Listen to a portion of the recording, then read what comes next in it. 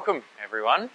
It's great to be talking to you guys about a topic that I'm really passionate about. We will try and motor along as much as we can. There's a lot of content, as I was saying before, but please interrupt and ask questions if you don't understand what I'm saying, if you have any input, any just general questions about a tangent, because if you're asking it, if you're thinking it, someone else might be thinking it too. Alright, so please put your hand up and we'll try and address it as best we can, yeah? So this is an interesting topic, why fat belongs in a healthy diet, or busting the low-fat lie. If you wind back the clock about 100 years, I wouldn't even be here talking about this. Wouldn't need to, because the way people ate 100 years ago, especially 200 years ago, 300 years ago, it was just natural. People ate fat. There was no polyunsaturated vegetable oil.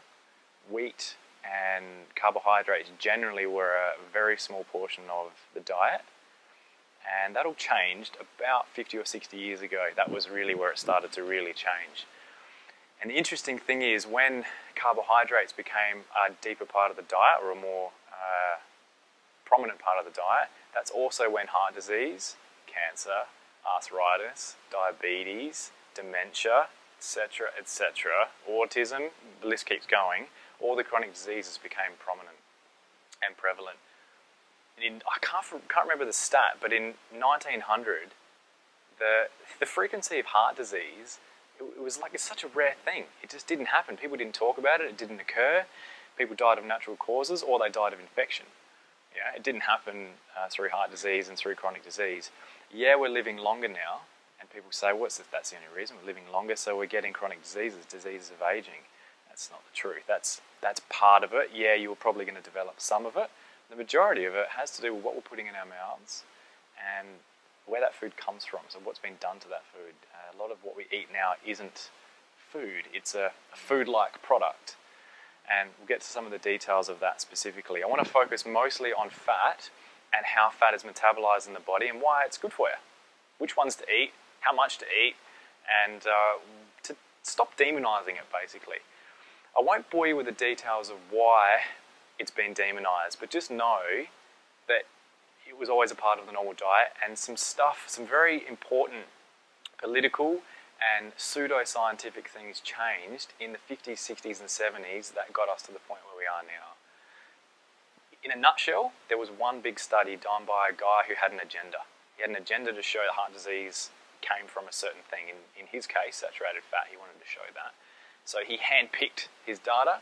It showed it beautifully that saturated fat caused heart disease. And from there, it just went exponential.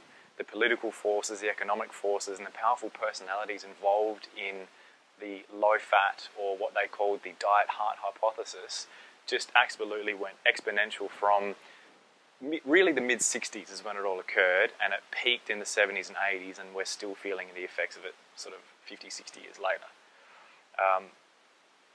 The nutshell of that is saturated fat is not the cause of heart disease. We know that now. At worst, it's neutral, and at best, it's actually protective. That's what all of the science in the last 30 years has shown. We're actually wrapping up a pretty impressive decade of research for everything low carb and everything high fat. So it's a really interesting time to be talking about this, because we've got a lot of evidence behind what we're talking about. Okay, mate, come in, have a seat.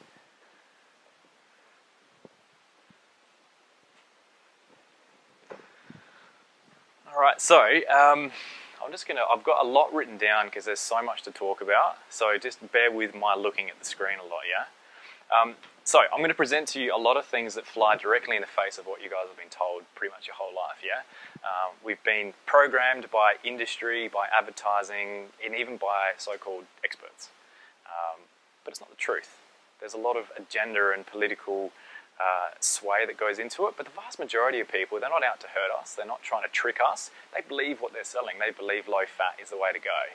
But I'll show you why that's not the truth and why it's been just so clouded over the last 60 years. So pretty much everything you've been told, flip it 180 degrees and that's the truth. Pretty much everything's the exact inverse. So if you're ever in doubt, go with the opposite and you're probably right in this field, yeah? So I'm only going to share with you things that are backed up by high quality conclusive research. This is not a hunch of mine. This is pretty much fact now. 2 seconds. Hi, come in, Lisa. There's one spot left at the front. In that light, this isn't a fad. This isn't like something that I'm just trying to sell you. I got no agenda here. I'm just trying to tell you the best information that's around you. It's an extremely satiating, long-term and satisfying way to eat, eating high-fat, low-carb. The myths out there is that it's hard to cook this way, there's limited choice, etc., etc. Yeah, in the first couple of weeks you'll probably get cravings and that, but after you've adapted to it, it's really satisfying and it's really healthy long-term. I'll show you why. Like I said, you've come to believe that low-fat is better, not because of some evil people or some like conspiracy. It's nothing like that. It's just simply the virtue of poor science, lazy researchers, and powerful egos. Unfortunately, that's how it's all come to this point. What I'm going to share is backed up by around about 2.6 million years of human evolution. Prior to the last couple of hundred years, humans preferred eating high fat and protein and some vegetable, and then seasonal nuts, fruits, and things like that. Until about 100 or so years ago, that really changed. In the last 6,000 to 10,000 years, that's when carbohydrates became somewhat more abundant. Prior to that, it was only seasonal stuff. That agriculture wasn't really a main part of cultures. Most cultures were nomadic and things like that. So carbohydrate really was around 5 to 10% of the diet. And now it's upwards of 60 to 80% for most people. It generally takes 40 to 70,000 years of human evolution to adapt to a change in your environment, whether that's a change in temperature or a change in UV radiation or a change in diet. So we've only had about 6 to 10,000 years. So this is where the Paleolithic theories of eating come in. So people say that the Paleolithic era was about 10,000 years ago. Our genetics haven't changed since, so we should be eating what we were eating 10,000 years ago, which was meat, eggs, fish, basically grains didn't exist apart from einkorn, nuts, seasonal vegetables and fruits. And obviously all that stuff was organic, pesticide-free, grass-fed, wildly grown, etc. That wasn't a specialty back then, that was everything. And they prized fat. They gave the meat to their dogs and they saved the fat for themselves. So that was all the best stuff for them. And obviously they prized organ meats too. They loved them. When was the last time anyone here ate an organ meat? Anyone? Would you have, Jared? Yeah? Okay. When was it? How long ago? Oh, he does? See, Jared's German background, so he's got some traditional things. You know, they do sauerkraut and beer and... Well, all the fermented foods are very traditional, and that's, apart from the big things like cheese and wine and beer, most of the fermented foods are dying off as well. But we'll talk about that in a different lecture. So I love this quote, God made carbs hard to get, humans made it easy. And that's really how it was. Carbohydrates, by and large, came in the form of fruits and starchy vegetables and grains. They were the main ones, and they weren't around much. Humans cultivated them, planted orchards of fruit and planted sugar cane, and it just made it a lot easier and a lot more abundant to get. That's not what the human genome has been designed for, though. So everything I'm saying tonight applies to approximately 3/4 of the world's population. It doesn't apply to everyone. So it's most people, it's around 75% of people. The other 25% do quite well on high carb. They get away with eating pasta for every meal and gelati for breakfast and stuff like that, right? I'm not one of them. If you guys are here, you're probably not one of them either, because you instinctively know that you do better on lower carb, maybe. Maybe that's why you're here. So about 25% of the world do pretty well on it.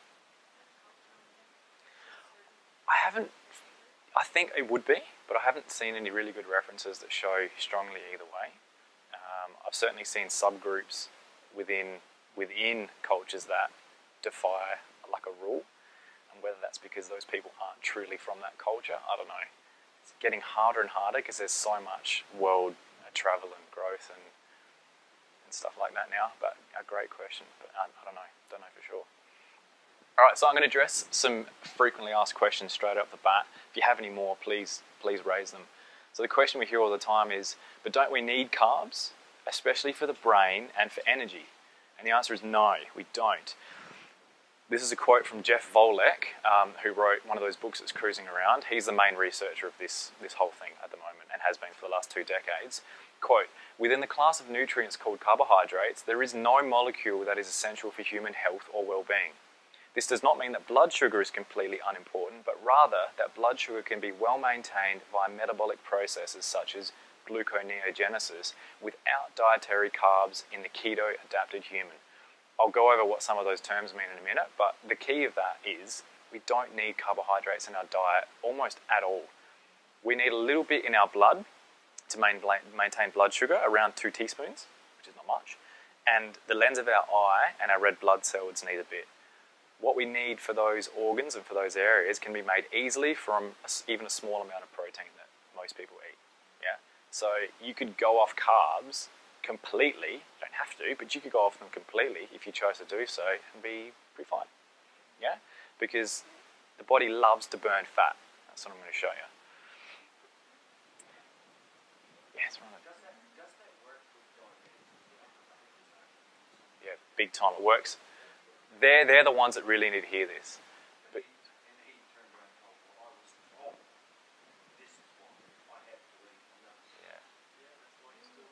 yeah, that's it. Well, you ask people like that, Ron, and how's that working for you?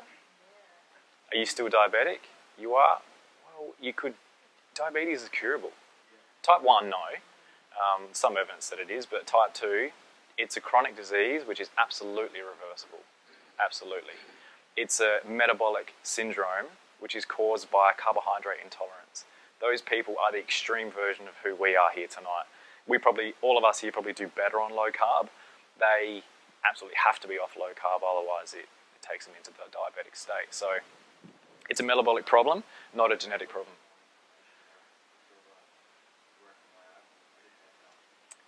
The problem is he's been told by his expert, yeah, and if that's his teacher, you never change it.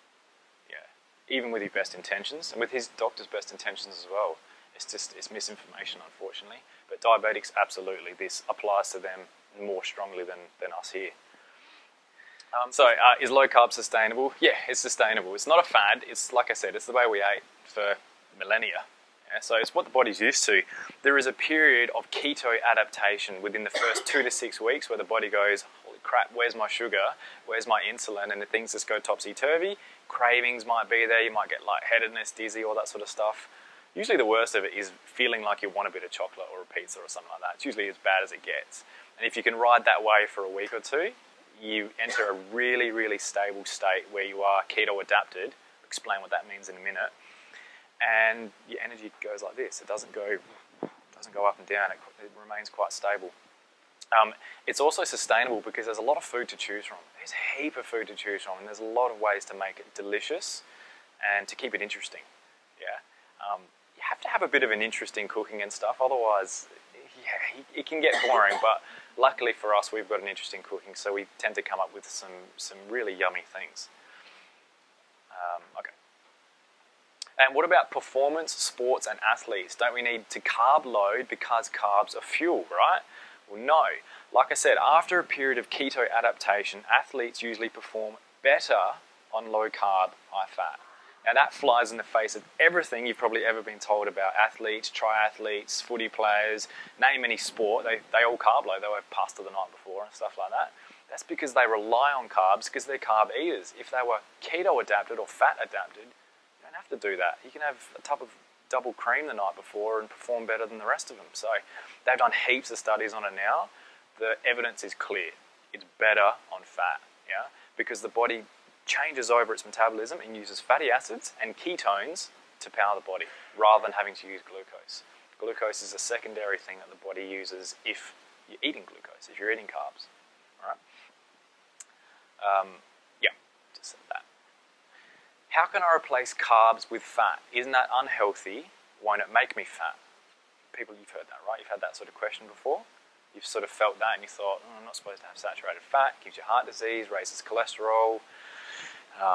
Isn't it a bit gross? Stuff like that. Well, we'll get to the details in a minute, but yeah, fats aren't healthy. Fats don't make you fat. The action of carbohydrates and insulin is what makes you fat.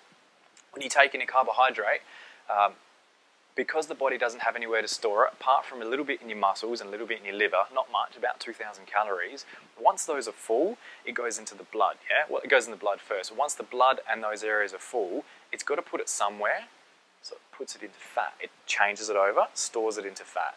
So that's why carbohydrates make you fat, because you have to get rid of them as soon as they're in your body.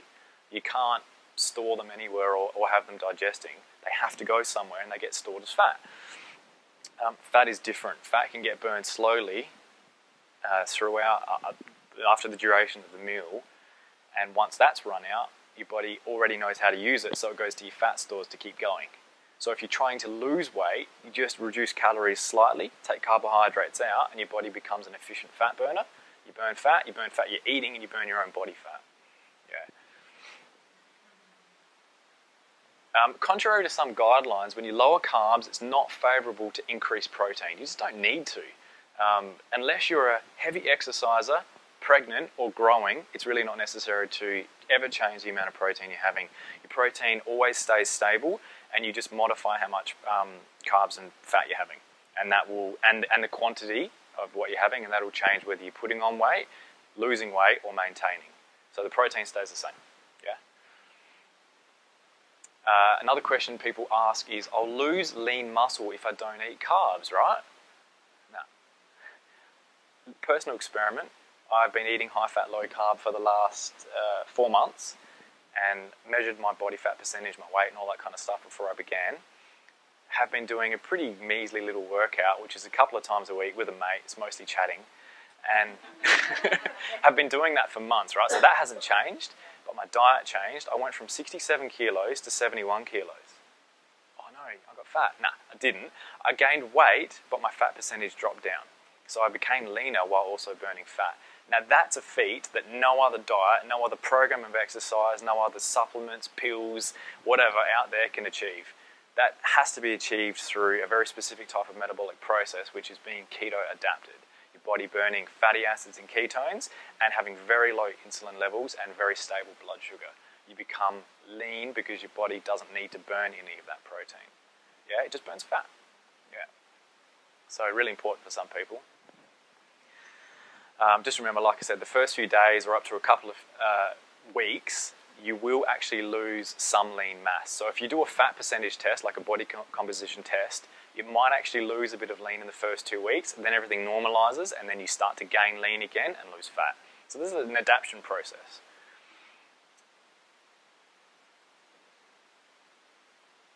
What about my heart? Isn't high fat bad for you? What about cholesterol? Huge, huge myth. It's been busted many times over. It's covered brilliantly in Grain Brain, that book up there. It's also covered really well. Bronwyn's holding it up. It's also covered really well in The Big Fat Surprise. Thank you, Linda. And it's also covered in Wheat Belly slightly as well. So, and it's also covered in the book by Jeff Volek and Stephen Finney, The Art and Science of Low Carb Living. Those ones, they talk about it too. It just doesn't stand up to science. Cholesterol, we need it. We need it to make steroid hormones. It carries fat in our blood. The brain needs it especially.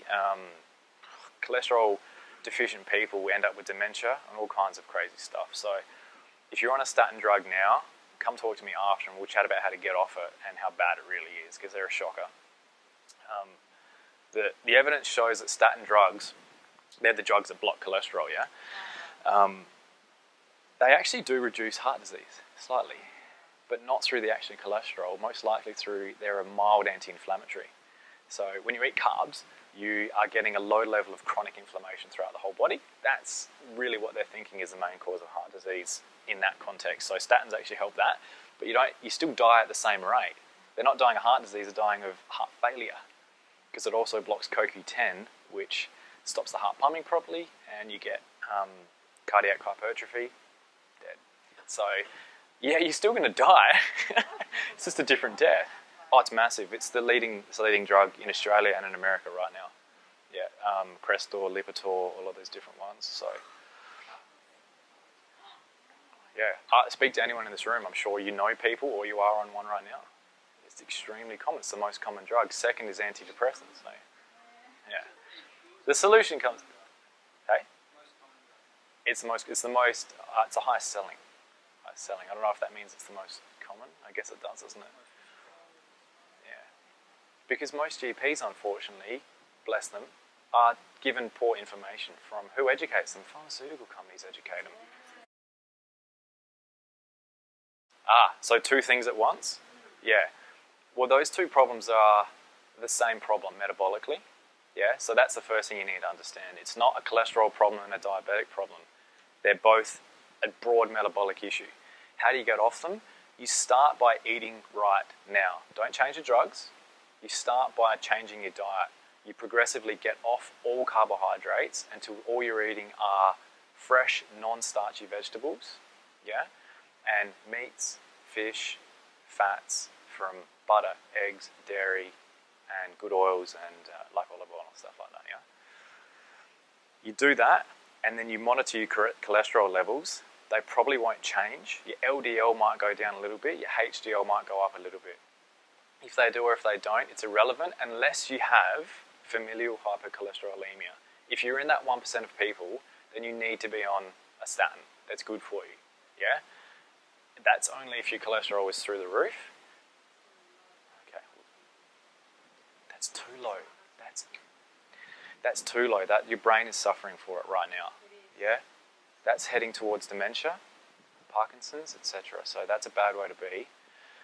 And it's also heading towards heart failure, yeah? The diabetes part of it is completely curable. Maybe not in a month, maybe not in 6 months, maybe it might take a while. But if you follow eating high fat, low carb, it's completely reversible. If it's been happening for decades, then it might not be reversible, it might just be maintainable. But that's something certainly to monitor with blood glucose and fasting and stuff like that. But you get off those by starting to eat right now. And then, are you on a diabetes medication as well? No. Just as, oh, it's not for you? Oh, okay. Yeah, so you just progressively start eating correctly until it becomes sustainable and maintainable, delicious and easy to do, so that there is no reliance on the drug, so that you can easily go, yeah, I don't need that anymore because life is easy with food. Yeah? And you absolutely have to exercise. That's non-negotiable. At least walking every day. Yeah? Other stuff is negotiable, but at least walking every day. There's a lot more to it, but that's the broad, yeah. All right, so just a little bit back on cholesterol and high fat. The question is, isn't it bad for you? Isn't high cholesterol bad? Well, no, it's been rigorously researched. Yeah, they've done so much on this over the last 60 years. And the conclusion in a nutshell is saturated fat doesn't lead to heart disease. High cholesterol in the blood is a really poor marker of risk for heart disease. So even if your numbers are 7, 8, something like that, does not correlate with heart disease. They used to think that high LDL cholesterol did. Now they're even saying, no, it's really not. It's more about what's happening with insulin, with other inflammation markers, and the triglycerides in the blood. They're better markers. But cholesterol, just forget about it. You need it. Cholesterol lowering drugs, and the other myth we'll talk about right now is, isn't cholesterol in food a bad thing? It doesn't correlate. So you can have, well, I don't want to say a number, but you can have a lot of eggs per day and your blood cholesterol goes up by this much. And who cares if it does? It's not correlated with heart disease anyway. It has to be in there to shunt the fat that's going around. So just drop the whole cholesterol thing. We need it for our brain, for our hormones. It's not a heart disease risk, yeah? No, oxidized cholesterol blocks your arteries. How does cholesterol get oxidized? By eating crap fat and by eating carbohydrate and by having some sort of inflammation in the body, which is a whole other issue, or it might be being caused by stress and carbohydrate and other things. So no, cholesterol doesn't block your arteries, oxidized cholesterol blocks your arteries. That mostly comes from eating poor quality vegetable oils, canola, safflower, soybean, yeah, Macca's, pretty much any restaurant food, deep fried food, etc. Yeah. Yes. Yeah, that drives the, yes. Creates chronic low-grade inflammation everywhere in the body. C-reactive protein, prostaglandins of those are up constantly all the time, which affects everything, including the lining of the arteries. Yeah.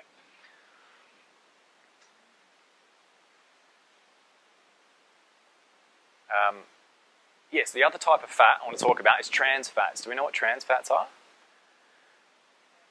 So they're bad, yeah, good. So that's a synonym, that's good. So yeah, trans fats are bad fats.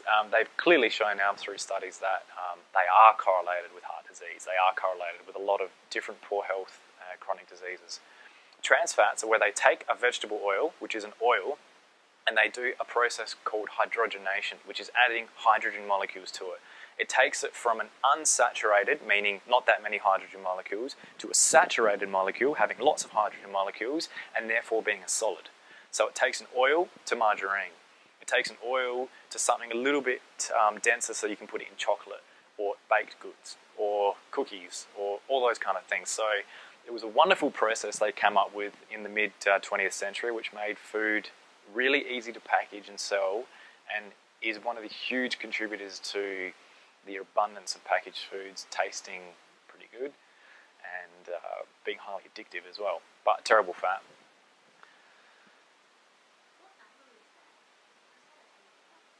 Numbers? Oh no, it's not a number. It'll be under the fat section, and it'll actually either say trans fat or it won't be listed at all. But you'll see in the ingredients as hydrogenated shortening, vegetable oil shortening, partially hydrogenated something. There's a heap of different names that it comes under. Look in the ingredients though. Anytime you see soybean, safflower, canola, corn oil, any of those oils on the list of ingredients, or just the term vegetable oil, stay away.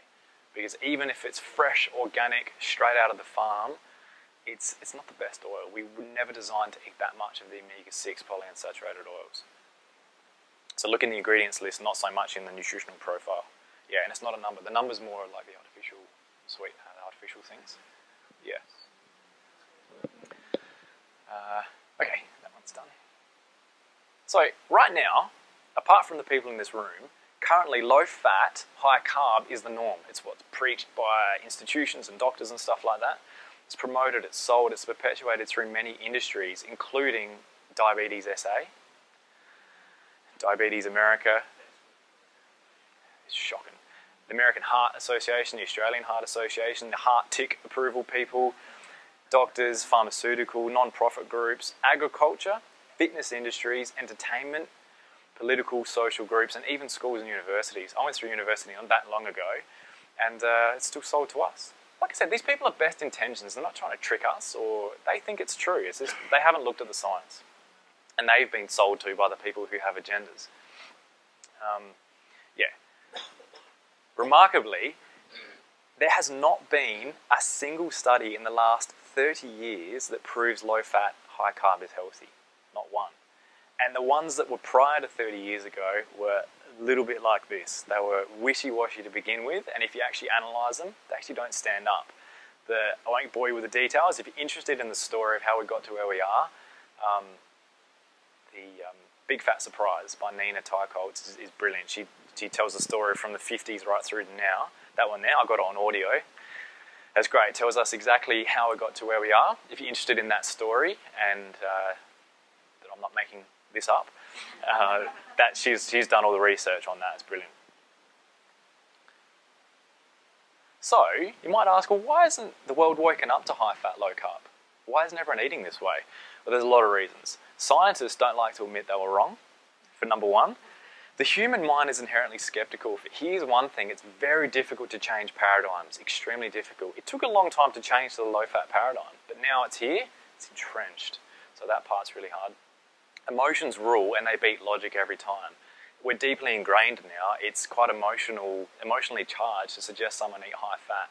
It sounds like you're being mean. It sounds unhealthy. It's got a certain energy to it. So emotions beat logic every time. Political and economic forces, they're immense. Oh, as an industry, huge, yeah. It's interesting that scientists actually risk losing their job if they go against the current paradigm. So if you're an unbiased scientist going into the world of biomedical research right now, or diet nutritional research, if you believe in what I'm talking about tonight, you better be prepared for a pretty rough career, because you're going against, getting contracts, getting grants. That's also political, and yeah, they don't want to. So that's really hard. So that's why it hasn't changed. People don't want to accept the truth because carbs taste good, yeah? That's part of it. So the real science is actually overwhelmingly supportive of low carb, high fat. It's overwhelmingly supportive. If you want to learn more about that, probably one of the better books is The Art and Science of Low Carb Living by Jeff Volek and Steve Finney. It's one of the ones that's cruising around there. This is interesting. After extensive reviews of all of the literature over the last 60 years, Sweden is now the first nation to adopt high fat and low carb as its national guidelines as of last year, October. They're the first ones to do it. So that's good. It gets the ball rolling. Who knows? It'll be a European nation that goes next. America will probably be last. Actually, Australia will probably be last, I'd say. We follow what America and the UK do. So that's good. It's a good step. Right now, greater than 5 million Australians are obese. So that's about a quarter, just under a quarter, making it the #1 threat to public health in this country. And those figures are pretty much the same in America and the other Western nations. So we're told to exercise and eat more healthy whole grains. There's no evidence that grains are healthy, so the fact that they've been called healthy whole grains is a misnomer from the start. It's just a label they've been given. Yeah, if you want to learn more about that, listen to Wheat Belly. He chronicles the story from where original wheat, which was a really tall, swaying in the wind, very sparsely fruited grass called einkorn through the Middle East and those areas and stuff, got modified and changed to an 18-inch dwarf, densely packed Frankenstein of a thing, and that's really only happened in the last 50 to 100 years. And the body doesn't know what to do with it, basically. So wheat is a massive issue. That's why there's so much gluten intolerance around now, because it's a beast of a thing. It tastes good, but yeah. So we're told to eat healthy whole grains. There's no evidence they're healthy. It's just the label they've been given. Exercise, I love exercise, I'm a big fan of exercise, but it's not a potent weight loss tool. It's a potent wellness tool, but to lose weight, it's diet, yeah? And it's the action of insulin through the action of the carbohydrates you're eating that really controls that, yeah? Don't give up exercise, it's really important for health, but don't rely on it to lose weight if that's your goal, all right? It's more about what you're eating, what you're putting in your mouth. Quite well, yeah. It goes really well because the body, after a period of adaptation, yeah, that's key. You're not going to do it. You're not going to right now go and have a spoonful of cream and then go try and do that. It's the adaptation process. The body runs extremely efficiently, really efficiently, on fatty acids and on ketone bodies. In some individualized cases, there'll need to be a small amount of carbohydrate added in, but that's personalized. You test it yourself. Some people don't need 0. You can handle 20 grams of carbs a day and do extremely high intense exercise. Other people need up to 100 a day. It depends on the person. It really depends on your constitution, you might call it, and your aerobic and anaerobic systems. There's no one piece of evidence that says everyone needs 60 grams a day in this form. It's really individualized, so you play with it. If you're doing intense exercise, you note what you've been eating over the last couple of weeks and you do something and you see how you feel. And if you're feeling flat, first of all, get it checked if you're missing any micronutrients, your B vitamins and minerals and stuff. That's the first place to go because most likely that's where it's at, not the carbohydrate. And then if that's all fine and then still an issue, then slowly start adding in good quality carbohydrates that aren't from processed grains. So from fruits, from other starchy vegetables, etc. Yeah, but by and large, people do really well. I'm excited for a new study to come out soon. Does anyone know Ben Greenfield? He's a really prominent triathlete and spokesperson for high-fat, low-carb, and him alongside with Jeff Volek, the main researcher in this field, are just about to wrap up a massive study on intense exercise, eating high-fat, eating less than 100 grams of carbs a day. I think actually less than 60 grams. It's a really deep, in-depth study about lots of the different markers, all the cholesterol markers, insulin markers. They're doing biopsies, intense exercise, and then aerobic exercise. It's going to be a great study. If that actually gets publicity, which it won't, but we'll be able to have access to it, that's going to change. It's going to be a really solid piece of evidence. We already know that it's pointing in that direction, but this one really puts it all together. So It's coming. I'll let you know when it comes out. Sometimes that's all it takes. If you're out, you know, doing a run or a ride, just need that little bit more. Yeah, but really, I'll get to this now because we're talking about it. Like I said before, the glycogen or the carbohydrate fuel tank in the body, it's in your liver and it's in your muscles. It's around about 1,000 to 2,000 calories total. That's less than a day's worth of calories. So if you were to rely on that and you had no other store of energy, you'd drop dead within a day because you run out of energy. We have around about 40,000, at least 40,000 calories of energy in our fat stores. Even a lean person has about 40,000 calories, which is weeks of energy. Yeah. So endurance exercise you must be a fat burner. Otherwise you hit the wall because you run out of carbohydrate. That's what hitting the wall is. It's an energy crisis in the brain where you've run out of carbs. Your glycogen stores are gone, or your blood sugar is dropped down, and you're not good at burning fat, so you hit the wall. You boink, as they call it in America.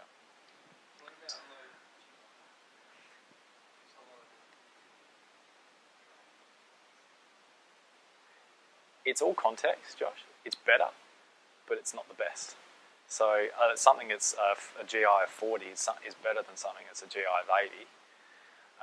But you're still stimulating insulin, you're still creating blood sugar, and you're still not burning fat.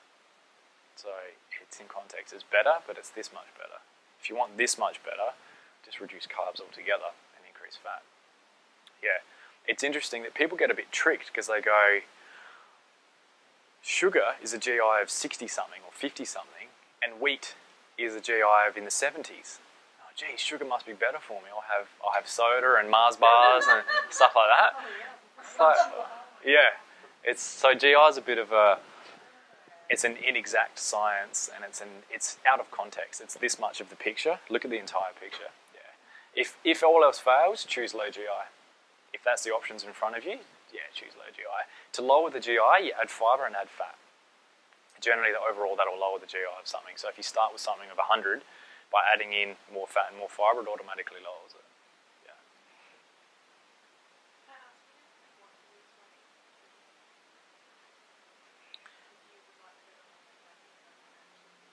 Yeah, you can maintain. So it's just about how many calories you're having per day. So or put on more calories. So like I said, you don't have to have more protein. That stays the same. Carbohydrates drops, fat goes up. It's just a calorie number, that's all. A quantity issue. I mean, that's pretty numbery. You don't have to do that. Just go on satiation and how much hunger you have. If hunger for you is not a reliable indicator, just eat a little bit more than you're having now. If you need to gain weight or maintain, just have what you're having now. The first couple of weeks it'll be the same calories, but it will feel different because your plate will look different. The way it tastes and the way it looks on your plate and the mouth feel of it will all be different. So there'll be a perceptual change, but the calories will be the same. Yeah.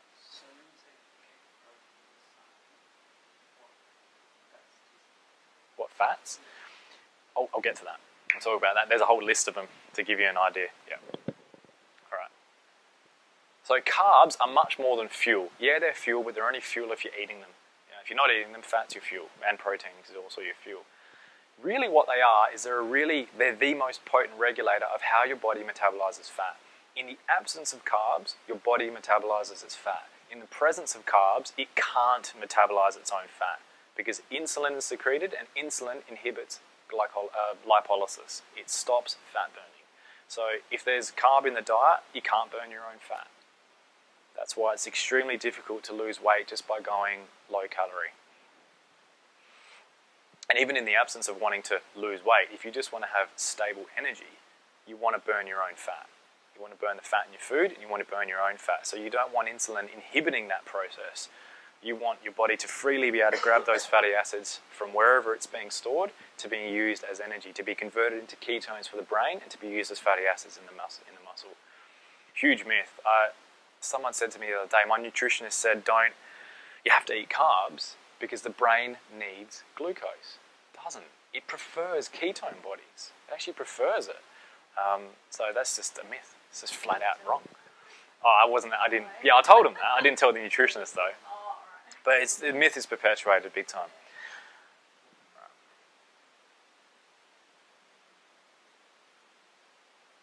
So insulin, let's talk a little bit about insulin. It's the hormone that's secreted by the pancreas to shunt carbohydrate in the blood into your cells. Once the cells are full, it shunts it into fat cells. So it's a hormone that's secreted. If there's no carbohydrate or very little carbohydrate in the diet, insulin is secreted only a little bit or not at all. Yeah. What's important about insulin? Why are we talking about that? Isn't it a good thing? Don't we need it? Doesn't it help us grow, etc.? Some of the questions that people ask. It's not as benign as we've been led to believe. It's associated with all chronic disease. Name a chronic disease: cancer, heart disease, arthritis, dementia, Parkinson's disease, diabetes, of course. All of those disease states have only two things in common. One is high insulin, chronically elevated insulin, and the other is chronic low-grade inflammation, which those two are related. So it's related to all chronic disease. The inverse is true. Low blood insulin, low blood sugar is correlated to the absence of chronic disease. So that's why we're talking about it, so that you guys are healthy and robust into old age. Like I said before, in our modern society, we've got diabetes, heart disease, arthritis, cancer, dementia, all of which were extremely rare, even just a few hundred years ago. Like, this is new stuff. Well, we wouldn't even be talking to you about this in the late 1800s. It just didn't exist. It was a rarity.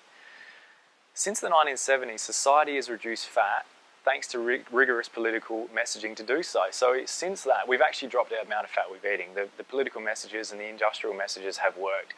As a result, we've since increased massively our carb intake to at least an extra 200 calories a day.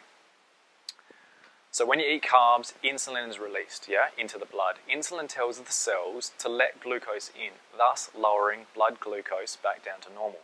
Do that over and over again every day, and the cells need more and more insulin to have the same signaling effect. That's called insulin resistance.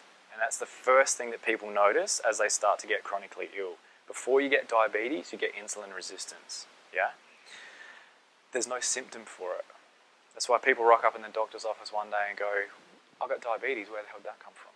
Because there's no symptoms, apart from fluctuating energy and maybe a bit of weight gain and stuff like that. But in terms of a clear symptom like pain, there isn't one. You don't get pancreas pain or anything like that. It's just, it shows up on your bloods, and then it shows up with having chronic disease markers. So eventually blood glucose keeps rising as insulin is more ineffective. So the insulin keeps getting pumped out, it's not having an effect, so blood glucose keeps going up and up, and you're basically diabetic. That shows up. But this is on a spectrum. It's not like you go from normal to diabetic. You go from normal to progressively more blood insulin, more blood glucose, until you are classed as metabolic syndrome or syndrome X, until eventually you reach a threshold, which is a number on your blood test, and people class you as diabetic. But it's a spectrum. It's not that the switch has been flicked one day. It's you gradually progressing towards that. So the more carbohydrates you eat, if you're in the 75% of people, the more you're headed towards metabolic syndrome and diabetes.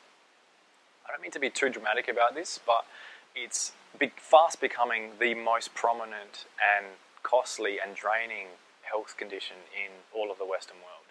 By the time most of us here are in our 50s and 60s, it will probably have taken over heart disease and cancer. It's nudging it at the moment, It's getting there. So it's an important issue, and we're poised to battle it now just by eating better, by eating delicious food. This food's so good. Is it good, Liz? Linda? Yeah. Linda's been doing it for how long? Yeah. And doing wonderfully on it.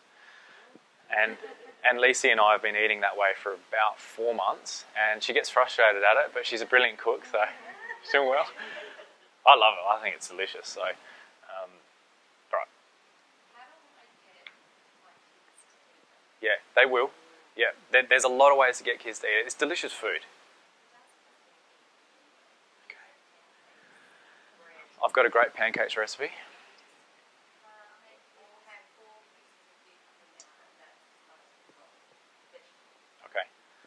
You start slowly. You start by taking the cucumber and spreading a bit of almond butter on it, seeing if he likes that. You get a recipe for pancakes that uses almond meal and dark chocolate and double cream, which is delicious and low carb. There's ways to do it slowly. You just start tricking him, saying, "Here, have this," and once he goes, and then you just keep going, just keep adding to your list of different things. It's not going to...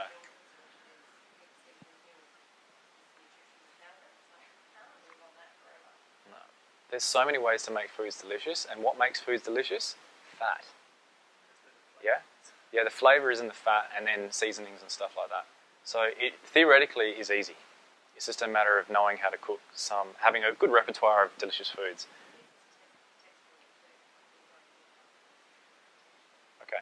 We'll chat about that after, Joe. If there's any specifics on it, I'll give you some ideas and stuff. Yeah, if it's textual too. Just be aware that this isn't as big an issue for kids. Up until a certain age, kids are much more robust with their sugar handling ability. So don't stress if you've got kids or and stuff like that. They can get away with a lot more carbohydrate than we can. Some kids can't. Some are more tending towards a metabolic syndrome even early on. These are the obese kids and stuff like that, and the ones that have big fluctuating energy. But generally, they can handle a lot more than we can as adults. Yeah. So don't stress too much about that. In quantity.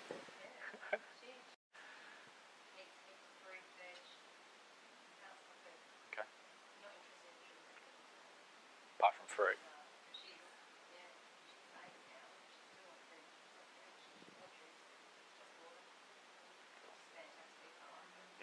That's a blessing. Cool. Yeah. No, I'm just eating high fat, low carb. Yeah. I just mean I'm on it. I'm eating what I'm talking about tonight. Yeah. Which I'll tell you about in a moment. I'll tell you exactly what those foods you can eat and ones to avoid, and I'll show you a few pictures of recipes and stuff like that.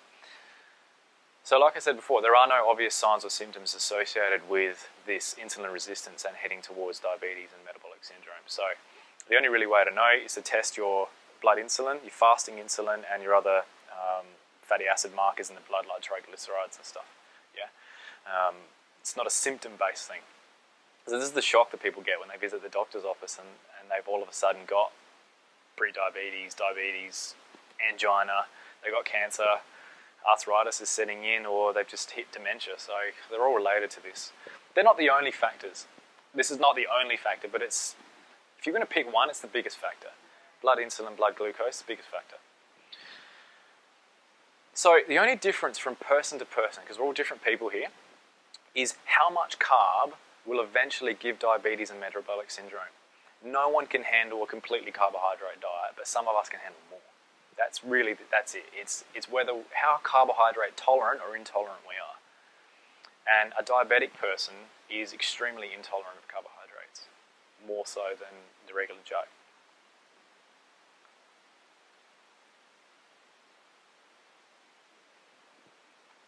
It's crazy, yeah? So as I said before, every chronic disease shares high blood insulin and high blood sugar as a commonality. So whether it looks like cancer, inflamed joints, Alzheimer's or heart disease, they are all due to years of chronically overloading the body's ability to metabolize sugar. Actually, it's the body's ability to metabolize fat. That's really what we're talking about. So we're talking about the body's ability to be an efficient fat burner. Yeah, whether you want to burn fat to lose weight or just burn fat to have stable energy and prevent chronic disease, potentially all humans have that ability. But that ability to metabolize fat is being shut off in the presence of carbohydrate, as I said before. So before we go further, what is a carb? What are we actually talking about with carbohydrates? Does anyone just shout out some things that are a carbohydrate? Pasta? Potatoes? Yeah, it's something that's broken down into a sugar molecule, either glucose, fructose, galactose, lactose. So that's so that's your starches, that's your fruits. It's wheat, flour, barley, oats, quinoa, rice, chickpea, lentils, beans, corn. Cereals, breads, cakes, crackers, chips, chocolate, sweets, desserts, sports drinks, sodas, potato, pumpkin, sweet potato, carrot, beetroot, all fruits, sugar, syrups, juices, yogurts, sauces, processed meats and flavoured milks. Now I just listed a lot of stuff. Don't despair, there's still a lot of food you can eat, especially because a lot of them are a processed version of it. Right? So it's all your grains, all your cereals, all sugars, fruits, syrups, yeah, all fruits. But you can have berries, And you can have small amounts of fruits after the period of keto adaptation. Once your body's used to being a fat burner, you can start adding fruits back in. Just don't take it out of context. Don't have a fruit juice. Don't have a massive fruit salad. Don't have a banana split ice cream, right? It's a dosage thing. You can have a banana and get away with it. You can have it if you want. You can do what you want, but... Just make blueberry porridge covered with banana to turn me healthy with almond milk and everything, you know. Sounds good. Please have it. Enjoy it. Have it as your last supper, yeah? This is a choice, Lisa. Like, it's... Yeah. Yes. There's like the alternative. Yeah.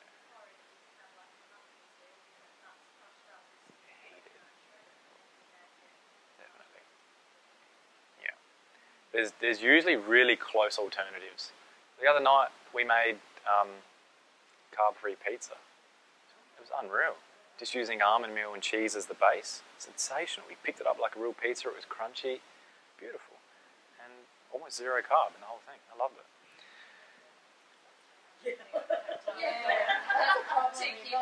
Yeah. There's ways to do it quickly, Joe. Yeah, there's definitely ways to do it quickly. I'll get to what you can eat in a moment. Fat, in particular saturated fat, made up the bulk of what was consumed for 2.6 million years of human evolution. Yeah? Particularly saturated fat, because it came from animal sources. Well above 50% and up to 85% of calories were obtained through fat. Now that sounds crazy and atrocious to most people. Like, how can you have 50 to 85% of your calories as fat? I'll show you in a minute. It doesn't look like 85% on your plate. Because they're high density, it's not a wob of, like a thing of butter on your plate. It's not how it looks. It sounds, yeah. All of a sudden in the 1950s, fat was demonized. And commercially processed polyunsaturated vegetable oils and their hydrogenated cousins, trans fats, margarines, baked goods, they replaced them. So that includes all supermarket vegetable oils, oils used by restaurants generally, oils used in baking, margarine, sweets, fast foods, etc. They're actually banned in some places now, and they're sanctioned to write trans fat on a lot of products because that's clear that they're obviously linked to some negatives. So that's good. The society's changing with trans fats. But generally, vegetable oils replace saturated fat, which then caused part of the cause of the heart disease and the cancer and all that sort of stuff coming through.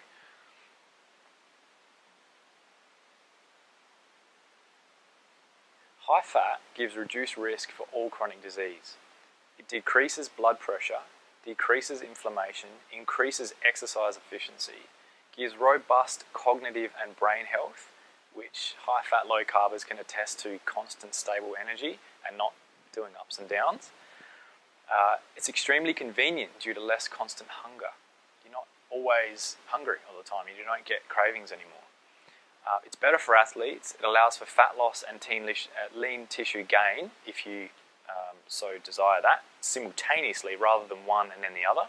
Like most bodybuilders have to do a gain phase and then a stripping phase, and then a gain phase and a stripping phase. Most athletes do that. Yeah, they go crazy on it. They have to like get up and exercise in the middle of the night and all kinds of stuff. You just eat high fat, low carb, the body does it for you. Amazing. Oh, they have way too much protein. Way too much. It's crazy. That's a whole other topic.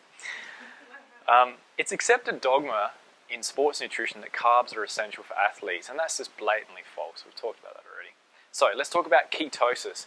Ketosis is the metabolic state in your body, which is a normal state, particularly nutritional ketosis, where it occurs when dietary carbohydrates are between or less than 20 to 60 grams a day, approximately around about that much.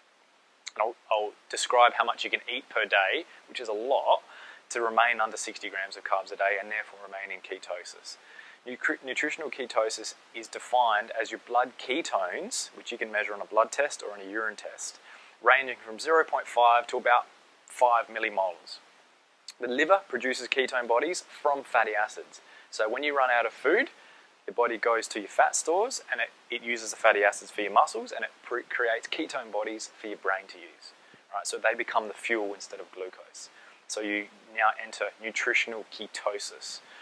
When your body is good at that and you're doing that efficiently, you are keto-adapted, right? The process of turning fatty acids into ketones is called ketogenesis. Right? Just know that by eating fat, you go in ketosis, and it's a really stable way to be. Right? Like I said, the brain uses them for fuel. Muscles generally use fatty acids.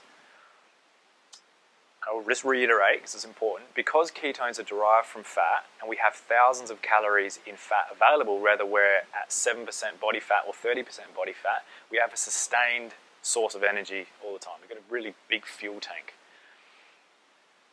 So when ketones are present in the blood glucose is less important.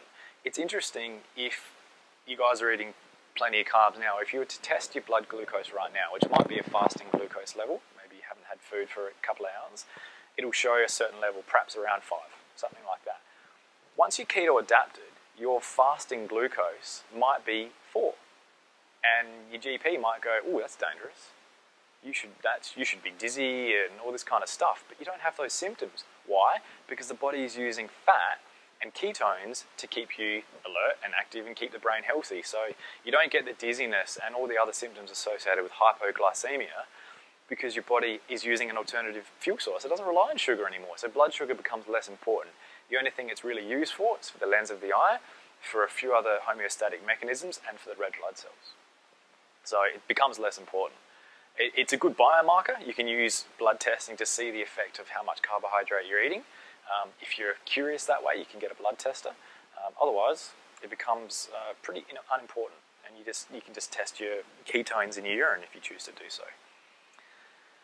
In a keto-adapted state, there are no ups and downs of blood glucose, like when eating carbs.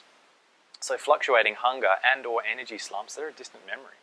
You get constant, consistent energy levels because you've got so much fat to choose from. Even if you're extremely lean, you've got plenty of fat. Yeah? Even during periods of extended fasting. I've heard anecdotally people tell me that they last for days and go, oh, I didn't even eat for a couple of days, didn't care, because they were involved in a project or something like that. Because your body's just burning fat. I mean, obviously you need water, but you've got plenty of fuel for a long period of time.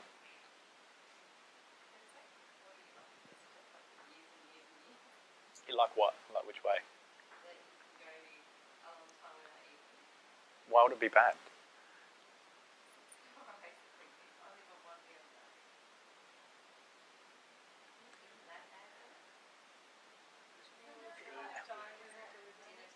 Yeah.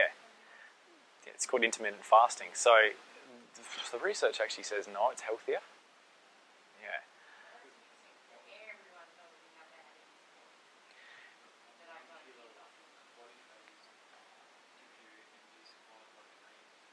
Yeah, 7,500 calories. Yeah, which is about 3 days.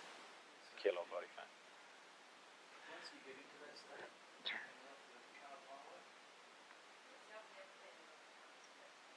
So you're probably already somewhere close to this already, Joe. You're already doing it pretty well, so your body's decently keto adapted. The only issue is if you're a person that's doing it fluctuating on and off, you get spikes of cortisol and different other metabolic processes which put your adrenals under stress, which put your thyroid under stress. So it's all context. People that blatantly tell you like, oh, that's bad and stuff, it's taken out of context. For you, it might be perfectly okay. We don't know that for sure unless we do some blood work and say, what's your fasting insulin, what's your fasting glucose, where's your cholesterol and your triglycerides at, and a few other markers. Where's your hemoglobin A1C at, and just a few other markers to say, is this okay for you? Where's your cortisol at? How's your thyroid, etc.? And then, what are your symptoms? Are you cognitively stable, or do you dip up and down? How's your energy? And if any of those are involved, then we'll chat and say, okay, maybe you need to incorporate this or that. So it's context. It's not just, oh, that's bad. What's good for this? Oh, this is bad. For you, it might be perfect for you. Might be keeping you young and healthy, and it might be preventing you from chronic disease. The person down the street, it's giving them ups and downs, spikes of cortisol and stuffing up the triglyceride levels and sending them towards chronic disease. But you don't know that until you put the whole package together and look at everything in context. So we'd have to chat more to find out exactly. Yeah, but for now, don't stress. Yeah. Just maybe eat some better foods. Maybe the quality of the food needs to change. I don't know. Yeah. All right. Let's talk a little bit about weight loss. I know that's interesting to some people. To lose weight, your carb and protein remains the same. Less than 60 grams of carbs per day and about 1 gram of protein per kilo body weight. Yeah, approximately. The variable factor then is how much fat you eat, based on whether you want to maintain your current weight or lose weight or gain weight, wherever you are in that spectrum. In a calorie deficit, while in ketosis, you will lose weight, specifically fat weight, while maintaining lean weight. Yeah? The only way to really know that is through body composition testing like what we've got here at the clinic. If you guys are interested, we'll do that for you at some point. Pinch is extremely inaccurate. Human error, massive. It's impedance testing. It's impedance testing. It's a $2,500 machine, so it's better than the ones that you stand on. Yeah. You know those? Yeah. They're okay. They're a good guide, but there's the one we've got is really accurate. All right. Pinch testing? Okay. Oh, if it's electrodes, that'd be a good one. Yeah. Oh, but... All right. We'll sort you out, Rob. Okay. So I'm just going to reiterate a few points I've already made. It takes between 2 to 6 weeks to fully keto-adapt, to become a good fat burner. It took me like a couple of days. I don't know why. It was so fast this time, but it was quick. Other people tell me it takes up to 6 weeks. The cravings come and go, and the mood changes and stuff like that. But usually it's less than 2 weeks. It takes to keto-adapt. Being keto-adapted protects athletes from hitting a wall, because they're no longer relying on that extremely small fuel tank of 2,000 calories in their muscles. They're relying on up to 40,000 or more calories in their fat. Ketosis improves insulin sensitivity, thus protecting against all the major chronic diseases, including diabetes and cancer. Ketosis spares muscle protein while simultaneously burning fat. The ketogenic diet has amazing success in helping individuals with degenerative and complicated brain conditions such as Alzheimer's, autism, and seizures. And it's actually proposed that they have like a repair function in addition to their energy function. So there's a lot of researchers out there now that are using it with great success with kids with autism and seizures and stuff like that because of the effect of it on the brain. That in conjunction with getting the gut bacteria right, getting the microbiota of the gut right, using healthy fermented foods and taking away grains and stuff like that. Phenomenal for kids with autism and seizures and stuff. More information on that, look at Natasha McBride's book, Gut and Psychology Syndrome. She goes into great detail about that and how to actually implement it. And Dominic, I forget his name, he's the main researcher into that area at the moment as well.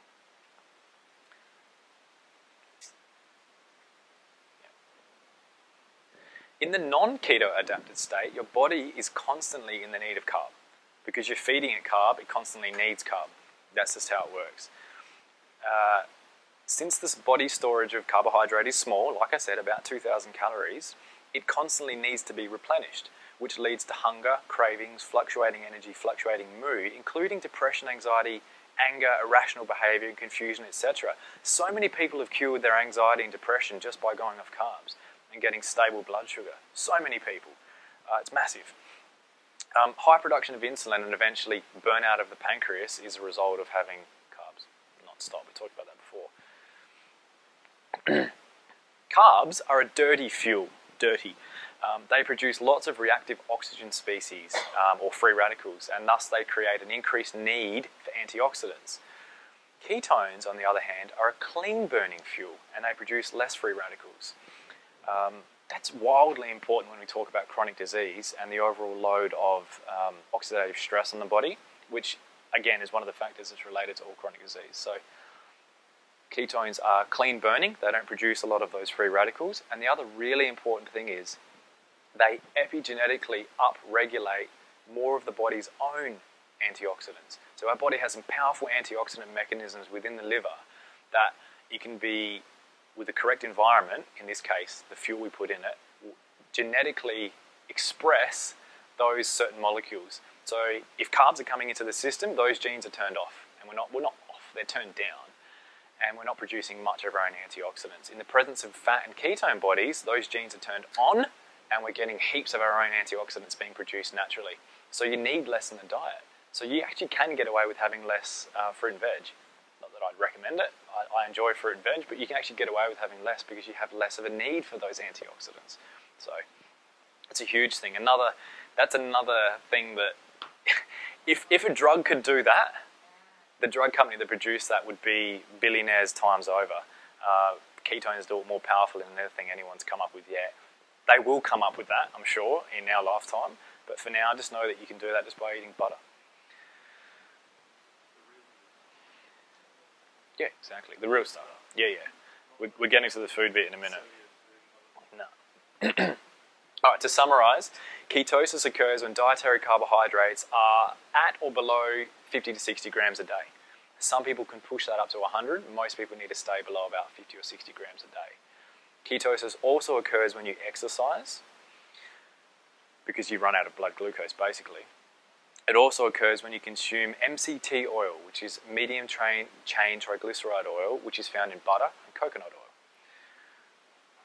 And it also occurs when you keep protein intake moderate. You have too much protein, you create gluconeogenesis, you get out of ketosis, and you might get fluctuating mood and energy and stuff as well. So that's another reason to keep protein intake moderate. Yeah. So here we go. Here's about the food. Keeping carbs below 50 grams a day seems limiting at first, but consider what you can eat, especially when you use hunger as your barometer for how much to eat. No more counting calories, yeah? Hunger becomes a really reliable guide when you're keto adapted. First 2 weeks, probably not. You'll get cravings and that. Once you're keto adapted, it's quite a reliable guide. Just go with how you eat, how hungry you are, as long as you don't scoff it down. If you're eating at a moderate pace, your brain knows when you're full and you stop eating too much, yeah? So here's what you can eat. Almost unlimited cheese, butter, double cream, sour cream, lard, tallow, drippings. Olive oil, coconut milk, coconut cream, coconut flesh, desiccated coconut. Homemade mayonnaise from olive oil and home egg. Nuts, nut butters, seeds, avocado, olives, fermented foods. Meat, fish, shellfish, poultry, cured meats, and eggs. Non-starchy veggies such as cabbage, cauliflower, capsicum, eggplant, broccoli, zucchini, cucumber, celery, rocket, dark leafy greens, lettuces, blah, blah, blah, right? There's a lot you can eat. And then all the other things as well, like nut, flowers, and things like that. So there's heaps. Dark chocolate you can eat too. So to remain under 50 grams a day, as an example, you could have over the course of the day this. You could have a whole avocado, 6 asparagus spears, a cup of broccoli, 2 cups of cabbage, 2 cups of eggplant, a large rocket salad, a whole cucumber, an apple, some yogurt, some berries, a generous handful of walnuts, almonds, pecans, hazelnuts and macadamias, several tablespoons of double cream, several tablespoons of butter, several eggs, meats and fish roasted, fried, grilled, etc. Yeah, it's not limiting. It's all the most delicious foods. The only thing you can't have is pizza and pasta and baked stuff, gelati. Yeah.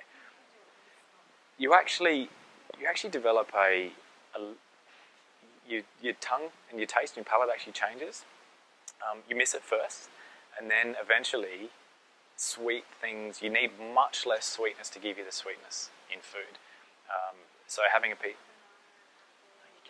I said you can. You can, but gradually, initially, the best way to do it is to just go under 50 grams a day, get keto adapted, get your body burning fat well, and then add those back in slowly. Yeah. Usually most people can have up to 100 grams a day and still be healthy. Depends what your goals are. If you're diabetic, no fruit. Yeah. If you've currently got heart disease or dementia or cancer, no. It's not going to serve you. It's metabolically not going to serve you. If you're just looking to improve your health, yeah, you can have a banana. Of course you can. But make the majority of your diet come from fat and fibre and protein, yeah? Yeah, you can still have a mandarin. It's all context, Lisa. That's what I'm saying. It's, yeah. You hear that dairy foods are unsafe information and that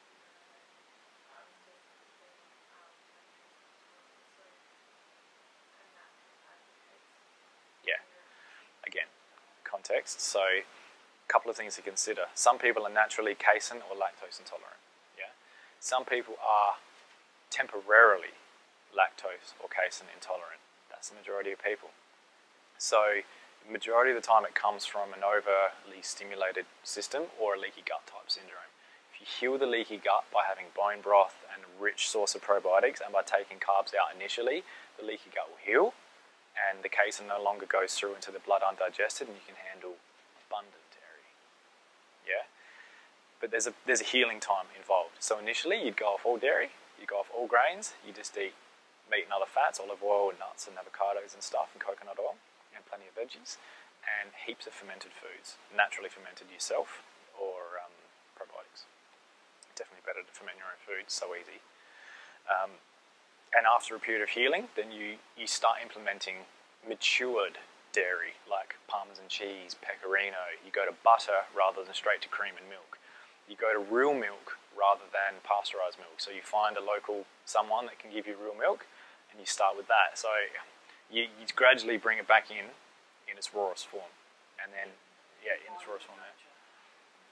Yeah, that and fermented foods are part of nature as well. So that's mature cheese, stuff which is a fermented food. So that kind of stuff, yeah. Yogurt. How do you decide, how do you know? Elimination and reintroduction. But assume you've got leaky gut, because most people have some level of it. Assume you've got it, remove all dairy and all gluten, number one. Add in fermented foods and make your own bone broth. Do that for a period of at least a month and then reintroduce slowly and see what happens.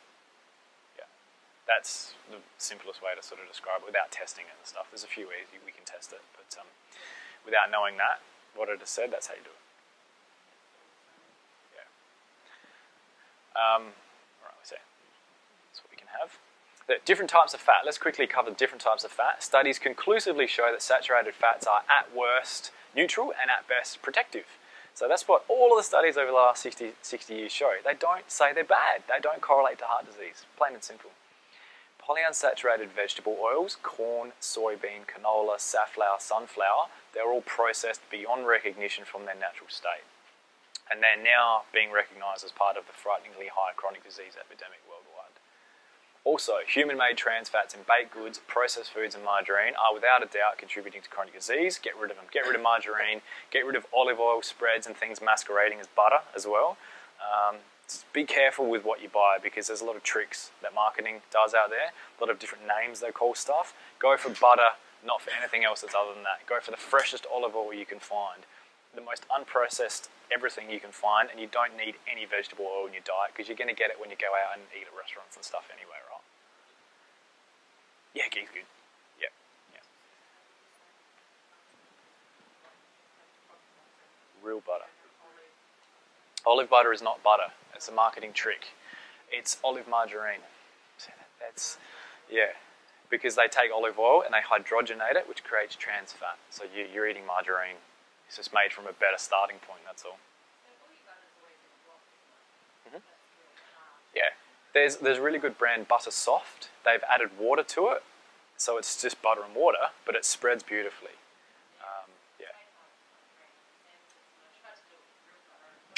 Yeah, butter Soft works wonderfully. Yeah, it's just got water in it, so yeah, it's bad news. Yeah.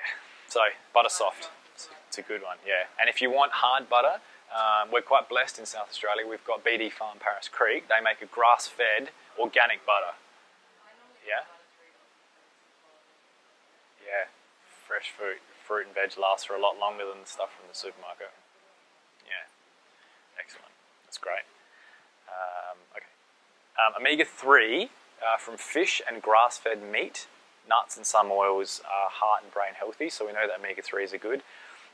Omega-6 comes in most meats and vegetable oils and stuff. Generally, we'll want to remain at a ratio of around 1:1 of omega-3 to omega-6. You will naturally obtain that when you eat this way, so you don't have to worry about counting calories and making sure you get your fish oil and stuff. Generally, you'll get enough of it as long as you are diverse with what you eat. You don't just eat a steak and broccoli every night. You're a bit diverse with the different things you have, especially if it's grass-fed meat. Yeah. Monounsaturated oils come from olive oil and butter, and they've been shown to be heart healthy, or at least neutral, at worst neutral again. So the body just burns them and doesn't really do anything metabolically with them. The body actually prefers to burn monounsaturated and saturated fats. So that's your olive oils, your butter, your coconut oils, and your meats and stuff like that. So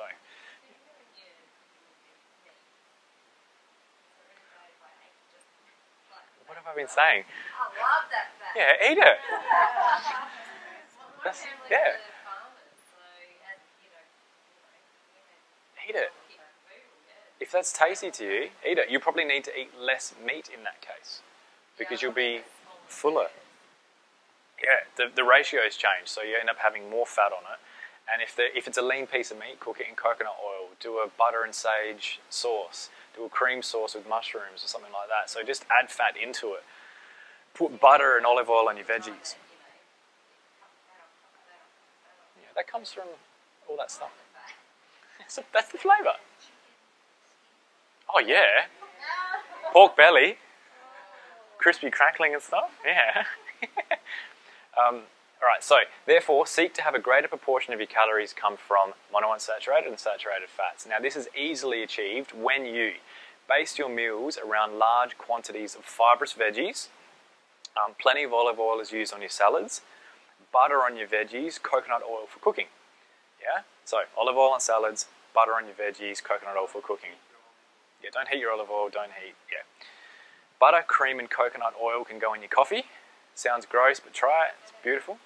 Butter, cream and coconut oil go in your coffee. Just mix it up vigorously or froth it, it tastes like milk. It's beautiful, yeah, it's really rich and delicious. Yeah. I've got a video on YouTube if you want to see how I make it. Yeah, go to my website, there's a little link there. Use cheese liberally on everything. Melt it and put it in stuff, put it in soups and yeah, you know that. Yeah, goes on everything. As long as you're alright with dairy. If not, that comes later. Yeah, it comes later. Yeah. No, but you can do cauliflower mash. Yeah, and they can have it. Yeah, exactly. But you can have cauliflower mash. Which is delicious. It's gorgeous, isn't it?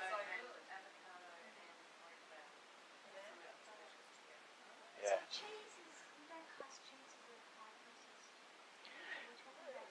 It's context again. So it depends where you're getting it from, which farmers it come from. Yeah, all that sort of stuff. Always go for the most locally produced stuff you can get. Again, we're quite blessed in South Australia. We've got companies like La Vera and Casa del Formage that do local cheeses. Go for... Yeah, not plastic. Not low fat. Yeah. Get back into it. Oh, what? Which one? Never heard of what?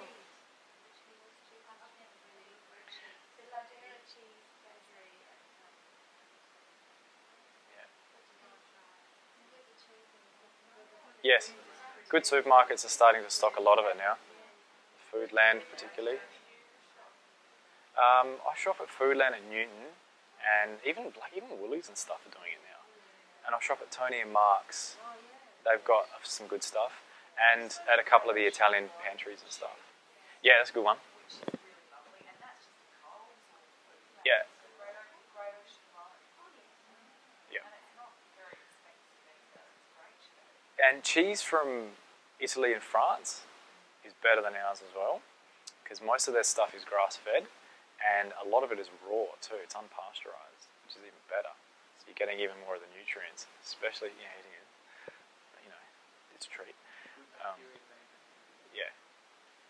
So, but yeah, stuff from Europe is good. Yeah, it's out there. Yeah, you can get it from P&A Organics on McGill Road. P&A Organics, McGill Road. Yeah, and there's a place at Foodland at Fairview Green has a grass-fed shop as well in Fairview Park. Heaps of grass-fed stuff there. So they're out there. Chat with people, struck up relationships with as many people as you can that can help you give information about this. Go to farmers markets, go to the Jeps Cross farmers markets, the ones in the city there, what are they called? So yeah, speak to people and find out what's in your area. There's heaps of stuff out there. It's a really great time to be aware of this now. 10, 15 years ago, it was a lot harder. 100 years ago, it was easy because everyone just got their stuff from the farm and that. But we're at a pretty interesting time in human life that we've got everything we'd ever want around, but there's so much crap, but so much good as well. But you've just got to hunt it down. The more local, the better. The more organic, the better, etc. Yeah. All right. As always, these scientific truths and stuff like that, they're to be understood in context. High fat is only healthy in the context of low or no carb. It's not healthy if you have a high fat ice cream and high sugar together. No good. That's that different metabolic reaction. Yeah. A cookie isn't going to be healthy for you just because it's high fat. Doesn't mean it's good because it's high fat, high sugar. So it's all about context. Yeah. All right, guys. Just a few more little tips and then we'll wrap up. Yeah. So tips for going high fat. Number one, stock your fridge with heaps of veggies for salads and things for like blanching and things like that, because you're always going to be putting veggies and things in your meals. Lots of variety too.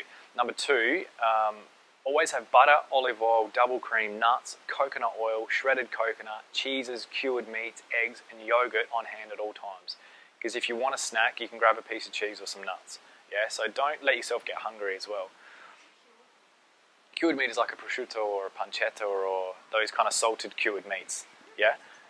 Yeah. Use in moderation because they've got, there's some local ones around that don't have too much stuff in them that are much better than the supermarket quality ones, but use in moderation because they've got nitrates and nitrites in them and stuff, which have been shown to be a bit.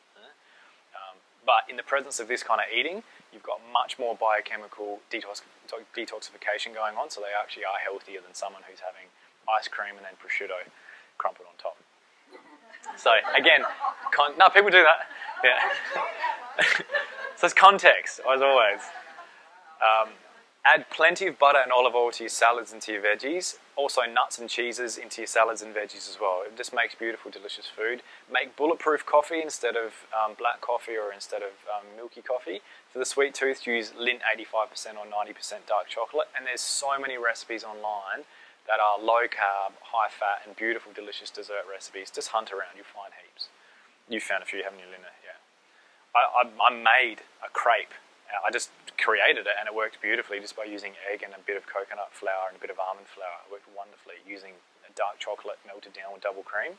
Oh, it was stunning. It tasted like I was having something that was really high in sugar and it wasn't. So it's definitely possible to still eat sweet. Honey's a good sugar, but it's still going to raise insulin, so use small amounts added to certain things, yeah? Dosage is extremely important in this context. Have half a cup of it, and so smaller amount, the better. Your meals, by weight, will mostly consist of buttery olive oil rich vegetables, and then your protein source, and then other things like eggs and cheeses and that. So on the plate, it looks like veggies that are covered in oil and butter with your protein source. It doesn't look like a chunk of butter like I was saying before. I'll show you some pictures in a minute. Always pick full-fat dairy, e.g. double cream, real butter, aged cheeses, whole milk, and natural and Greek yogurt. Those kind of things, yeah? The fatter the cuts of meat, pork belly, things like that. Don't pick the lean ones. You can if you like it by flavour, but you're going to be more satiated if you pick the high-fat ones. Throw away all of your margarine and vegetable oil, no exceptions, unless you're deep frying occasionally. That's it. If you want to deep fry occasionally, you can use a bit of vegetable oil. Just don't make it your mainstay. Beware of healthy butter-like spreads. They're not. They're margarines, yeah? Take a look at paleo cookbooks. Paleolithic eating is basically what we've just been describing. They've got some fantastic ideas and they just put things together in ways that you maybe hadn't thought of. Look at blogs, online groups, Facebook and Twitter pages, newsletters. Join my Facebook and Twitter pages and join my newsletter as well because I'm always sending out recipes and different information about this. So my Facebook page. Beware of low-carb eating plans that are too high in protein. Like I said, you just don't need it. The bulk of your calories comes from fat, and then the bulk of the weight comes from non-starchy vegetables. Extra protein is converted to glucose, and thus will slow or halt ketosis, and is not what you're looking for. Another little thing. Low-carb eating increases the secretion of sodium, or salt, so use Himalayan salt liberally, or sea salt liberally, in your cooking, yeah? So when you eat low carb, you excrete extra sodium, and if you let that go on for too long, you get the keto flu, which is dizziness and kind of all these kind of other crazy muscle cramps and stuff. Keep plenty of Himalayan salt or sea salt in your diet, and that'll never happen. Particularly important for those that are exercising or sweating a lot. All right? Get like a menu board or something, or some place in your house where you can plan for the week. So you can go to a farmer's market, get all your veggies, go to the butcher, get all your meat, and then stock your fridge with all your other fatty things and cheeses and stuff. So then your week is done. There's no more, oh crap, I better just get a pizza on the way home or something like that. So you don't fall into the old pattern. I mean, if you do, who cares? That's life. But if you plan ahead, you'll be more successful at this and you'll be healthier overall, yeah?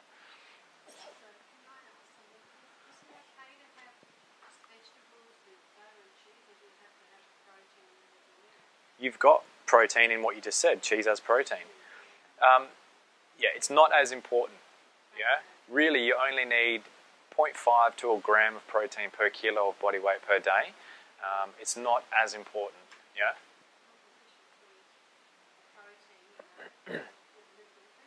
Yeah, the meat and 3 veg thing. It should be meat, 3 veg, covered in butter and oil, and then get creative with your sauces and things around it. Yeah? Definitely. I know that's what we've been told, yeah, like go for your protein and stuff, which is still true in part, but really go for fat and you rely less heavily on protein. Yeah. Read labels, yeah? Ingredients and nutrients. Generally things with less than 5 grams per 100, which is 5%, are going to be okay for you, yeah? So Lindt dark chocolate, for example, is 6.7% sugar. You can have a whole block. How good's that? You probably wouldn't, but you can. Yeah. All right. Don't use anything that lists vegetable oil, vegetable shortening, soybean, corn, canola, safflower, sunflower oil as an ingredient. And stay away from anything that's labelled low fat. When dining out, avoid deep fried foods, but you may opt for shallow fried options if cooked in butter or olive oil. Good restaurants always use butter and olive oil to cook in. Unfortunately, all deep fried foods have to be in vegetable. There's really nothing else they can use. Macca's actually used to use beef fat as their chips oil, but it's hard to get now. So yeah, but they used to, and it was actually healthier back then. It's worse now. Yeah, and they smell rancid, yeah? What was that bone broth? Is that just bones? Get some bones from an organic animal of your choice. Put them into a slow cooker with some chopped veggies, salt and apple cider vinegar and plenty of water and cook for 12 hours. That's bone broth. Drink it, you make soups out of it, you have it as yeah. Welcome. There's heaps of recipes around for that, if you forget what I just said. Bone broth, lots of different ways to experiment with different flavours, put carrots in it and just whatever flavourings you like. Use minimal bones, otherwise it gets a bit intense. Use maybe like one lamb bone about that big and then a couple of chicken wings or something. Take the meat off after a couple of hours, put that aside, you can add it back in later. So generally you want the bones and all the marrow and stuff to be boiling down and all the goodness to be coming out of them. That, heels and seals. Yeah, all of our ancestors did that. Yeah, these are all the forgotten things that all of our ancestors used to do.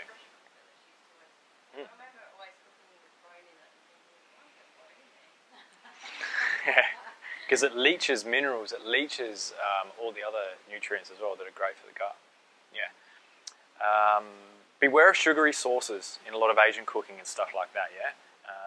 It's a bit of a trap. Even if it's like a coconut sauce, it's often had palm sugar and things in it as well. Hunt for the richest, creamiest, buttery sauces for steaks and stuff like that at restaurants. Ditch the bread and chips and ask for extra vegetables, yeah? If they've got potatoes on the side, say, can I have an extra vegetable medley or something like that? Or like the other day we went out for breakfast and they had sourdough on the side and I said, can I just get a half an avocado? And it was a beautiful combination of what I had. So people, if you ask nicely, restaurants and stuff, they're more than happy. They might give you a bit of a weird look or say why, but usually they're... It's getting better, eh? Yeah.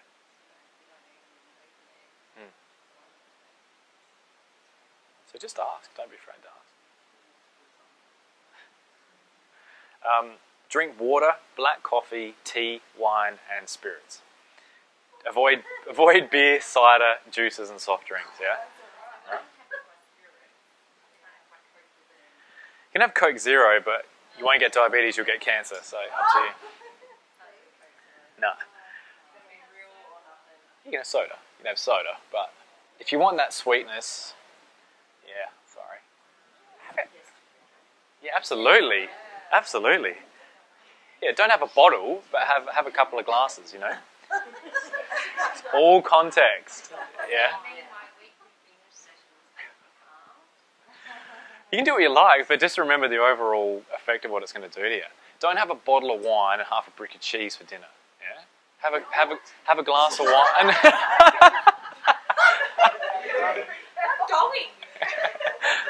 It was good until that point. Generally, spirits have less carbohydrate. Wine is usually not too bad. Obviously, tea and coffee are alright, but have it black. Water is your hydration. Yeah, that's the mainstay. You don't need the other stuff. Because if you add milk to it, you're just adding an extra source of carbohydrate. Not a lot, but you're just adding more carbs to it. That's all. You can, but just have a look at the container here, and have a look at how much you're adding and how much per serving you're getting. Remember, each meal, if you're having 3 meals a day and you want to remain under 60 grams, do the math. You generally you want to remain under 10 grams per meal. Approximately, you can go up to 15 or 20, but generally each meal, so that it doesn't have an insulin and a sugar effect, remain under 10 grams. So you can have a latte, but it might push you to your limit. I don't know, I haven't done the math on it. Just take that one sugar out of it. Whole milk. Definitely whole milk. Yeah. Yes, that's the other one. Double cream is very similar to milk. Once you put it in coffee and mixed it up, or tea and mixed it up, it's just a rich milk, basically. Same thing with butter. Yeah.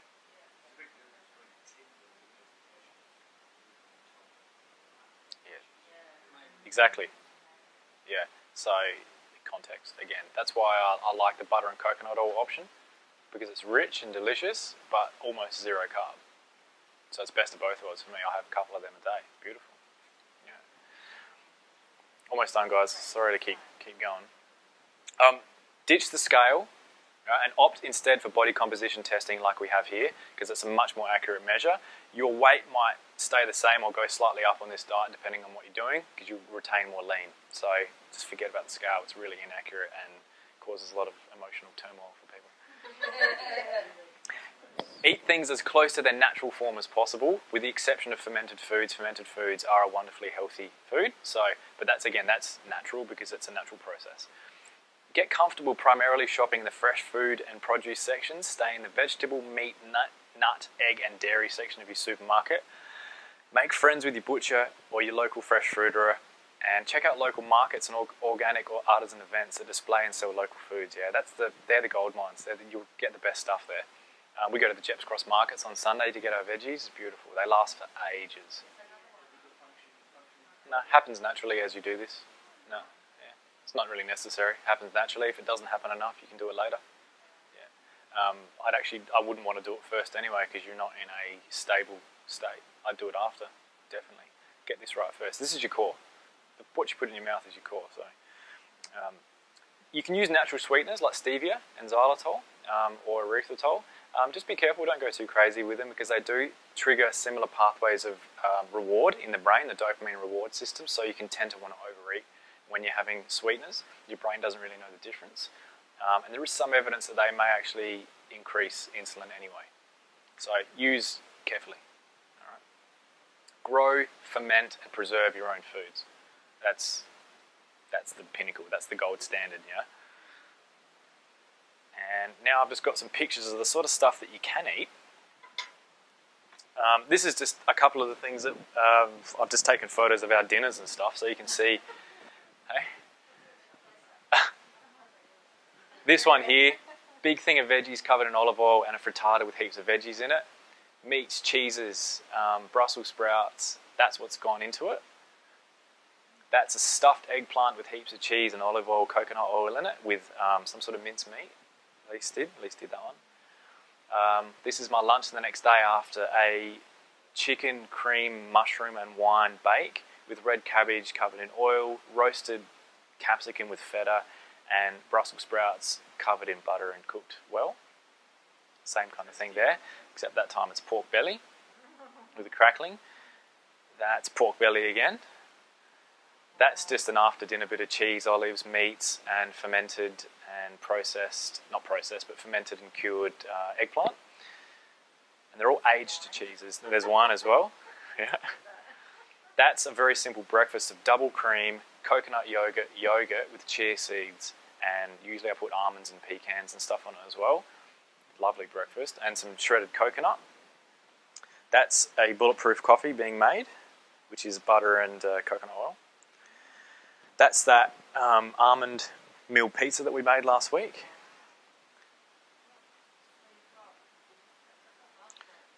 They're eggplants, mushrooms, mozzarella. There's mozzarella in it, capsicum, and then some locally made pancetta. Roasted fennel, a couple of beetroot, and roasted broccoli and cauliflower with a pork belly again, and two different types of cabbage salad with olive oil. No, I didn't get them. No, they didn't come with it. That's a vegetable ratatouille, some sort of lamb done sort of curry with a cabbage salad with avocado. That's a lovely Thai soup with different vegetables with a meat patty in it. Well, half of these, Lacey makes half of these. Yeah. We eat fairly late because we walk the dog and stuff, but I don't know, it's an experience. You enjoy your food, you taste it, you smell it, you chat. It's one of the great pleasures of life. Yeah, I know. Yeah. We'll see. We'll make a bet. So this is a breakfast, poached eggs with some sort of roast. This was out. We went to the Paleo Cafe. That's like some sort of roasted mushroom, avocado, a few other bits and bobs. Hyde Park.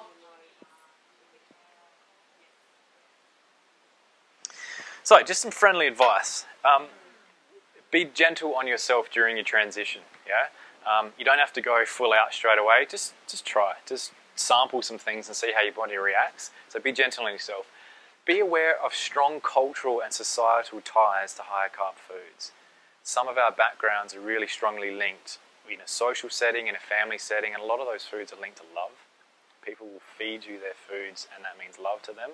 So don't just go, nah, it's bad for me and stuff. Be kind, be nice, and be pleasant. And just, if it's going to, eat it if it's going to make everything harmonious. Yeah, exactly. So don't take it personally. Be kind and gentle on people. They've obviously got some history or some emotional something going on with that. It's not about you. It's their stuff, so just be respectful. The first few days or weeks are the most challenging, specifically or especially since you've got a dopamine addiction in the brain that you're unaware of. So it's like coming off heroin. It's exactly the same mechanism. When you come off carbs, there's cravings, there's anger outbursts, there's all that kind of crap, right? Not for everyone, yeah? I didn't have it, right, at least. We went away for 6 weeks travelling through Europe, and I ate pizza, pasta and gelati, and then I changed to it and I was fine. Maybe I can't remember it. I was in a mad haze.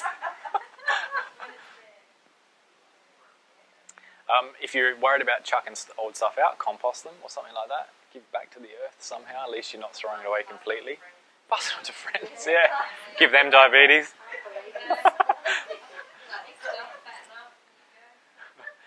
Do your best to ride the wave of cravings if they occur. Use high-fat foods to curb them. So have a spoonful of double cream or something like that. Have a few nuts. Something like that to get through it. Never use carbs to break that cycle, otherwise you'll just keep going. Interestingly, espresso coffee has a similar effect on the brain to glucose. So if you're craving carbs, have an espresso, maybe add a bit of butter and coconut oil in it. Yeah? Be aware that, people are looking for a unified food theory of sorts with diet. It doesn't exist. Everyone's personal. Everything I've given you tonight is an idea. It's a generality, but it pretty much exists for 75% of the population. But modify it, personalise it to you, because we're all unique, yeah?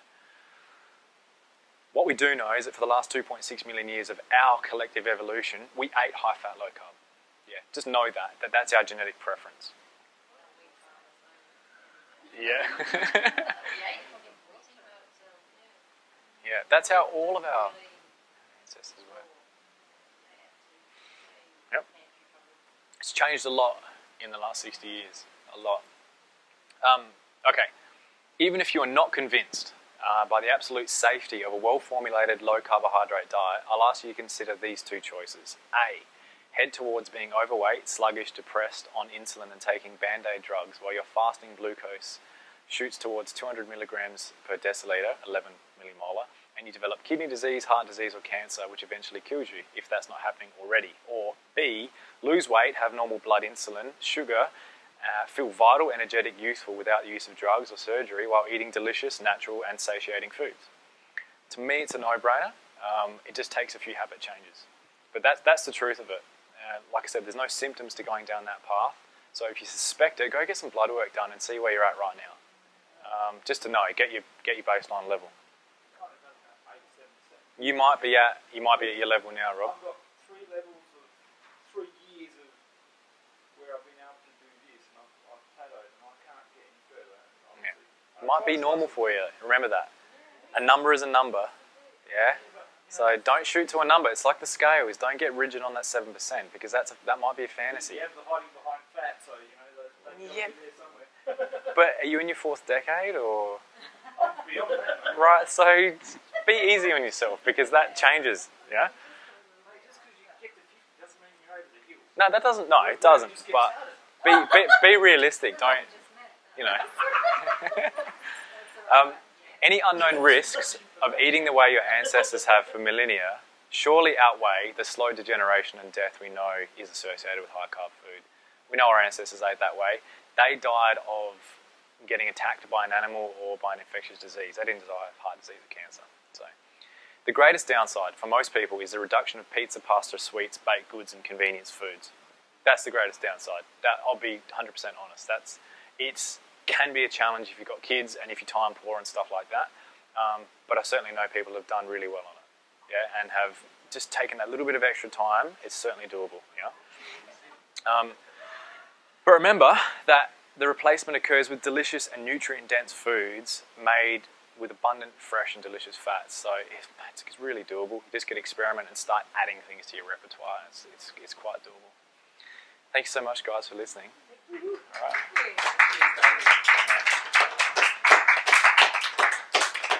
Oh, and just one more thing. Grain Brain, where's that book? These, if you want to read more or learn more, this one is brilliant at talking about the effect of wheat and generally carbohydrates on the body and on the brain. Brilliant. All the latest research and stuff like that. It also talks about cholesterol and busts that myth out of the water. This one is for people who exercise. Really good information about how to do it safely, and it just expands on what I've said. This is by the same guys, but it's just a more broad look, and it shows all the research papers on. It's not just a hunch, it's actually backed up by science. This one's broadly about training and how staying in your aerobic zone while burning fat is key, and there's another two. Wheat Belly tells the story of how wheat went from a relatively benign and inert grass to a Frankenstein of a thing which now affects a lot of people in negative ways, amongst other things. Another brilliant one. And The Big Fat Surprise is that one I was talking about by Nina Tykol. She tells the story of how we got to where we are now. And yeah, it makes a lot of sense. When you hear that, you go, oh, okay, they weren't tricking us or deceiving us. It was just this factor complementary with that, and it all built up until we are the way we are now. Yeah. All right.